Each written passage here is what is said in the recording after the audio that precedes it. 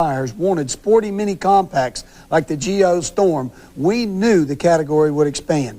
Mark Stengal reports on Toyota's response.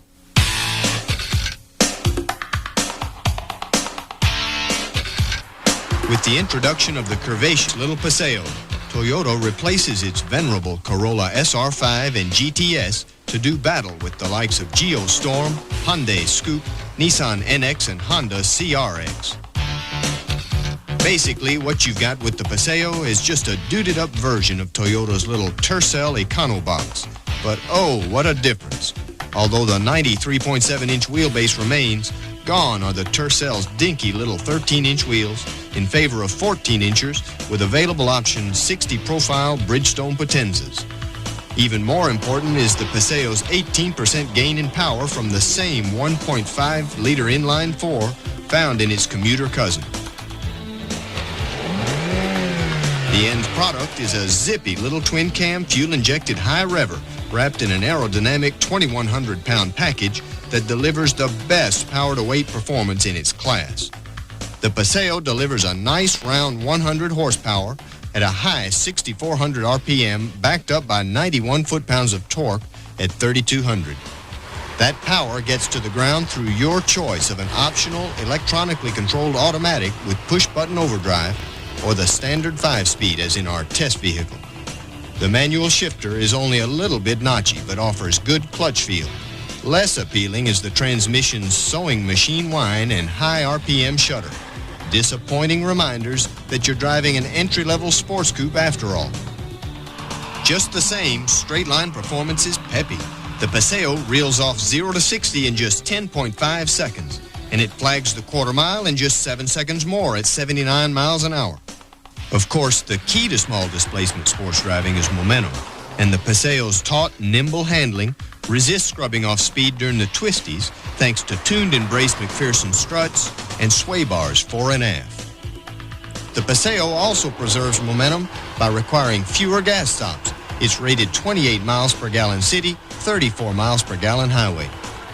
Braking performance is a direct beneficiary of the larger 14-inch wheels, making room for vented front discs with a half-inch larger diameter than on the Tercel.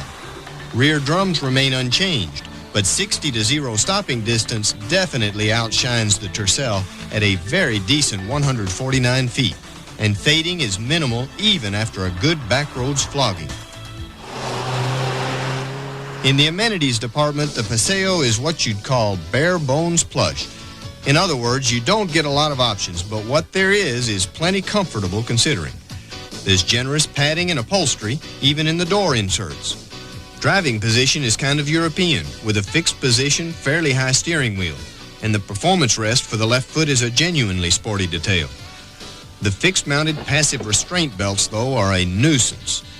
Instruments are the ideal of functional simplicity, and the 4-speaker upgrade radio cassette system compensates for the fair amount of interior noise you get with a vehicle this light. A 2-barrel cup holder is a reach if you like a straight-arm driving style, but it's a welcome addition to the no-frills storage conveniences limited basically to a center console and molded door pockets. The big issue with the interior, however, is the rear seat, rather than the lack thereof. If you're going to spend any time at all in the backseat of a Paseo, you better be small. I'm 5'6". My head's touching the rear window. My knees are up against the back seat.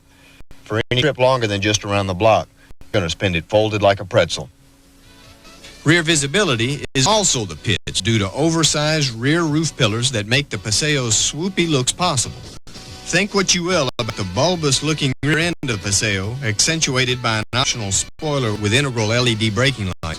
But you do have to applaud the 7.5 cubic feet of trunk space, which opens onto 29 cubic feet more when you fold down the rear bolster to access the back seat. For value, Toyota spruces up the Paseo even more by offering a 5-year, 60,000-mile powertrain warranty. A what's to like list for the Paseo is easy. Thumb up for peppy engine performance coupled to sporty handling, both of which contribute to excellent automotive value for the dollar. Toyota gets our thumbs down for a whiny transmission, impractical rear seat room, and hazardous lack of visibility at each rear corner. Toyota really deserves a hand for the Paseo. Their entry-level sports coupe is priced right, and it performs great. Sure, there are a few rough edges here and there, but for right at $10,000, you get a lot of bang for the buck. I'm Mark Stengal for Road Test Magazine. This car should appeal to entry-level buyers on price.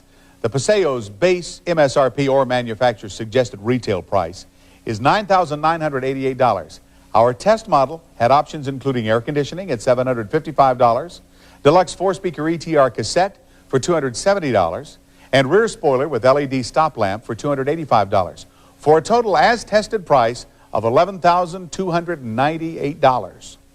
Toyota has been able to bring the Paseo to market faster and cheaper because much of the car is derived from an existing low-cost car, the Tercel.